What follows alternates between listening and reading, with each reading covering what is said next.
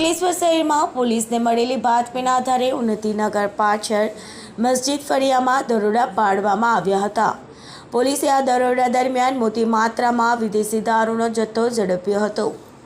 તપાસ દરમિયાન જાણવા મળ્યું કે સિદ્દીક હનીફ પઠાણના ઘરમાં વિજય દલપત વસાવાએ વિદેશી દારૂ મંગાવીને સંતાડ્યો હતો। પોલીસે સ્થળ પરથી 381 બોટલ દારૂ, જેની કુલ કિંમત 66,000થી વધુ હતી, જપ્ત કર્યો હતો। પોલીસે સિદ્દીક પઠાણની ધરપકડ કરીને પૂછપરછ શરૂ કરી હતી। તેણે કબૂલાત કરી હતી કે આ દારૂનો જથ્થો કુખ્યાત બુટલેગર ઇમરાન ઉર્ફે મરઘી દિલાવર શાહ દિવાન દ્વારા લાવવામાં આવ્યો હતો અને તેને વિજય વસાવાએ મંગાવ્યો હતો। હાલમાં પોલીસે વધુ તપાસ શરૂ કરી છે અને અન્ય આરોપીની શોધખોળ ચાલુ છે।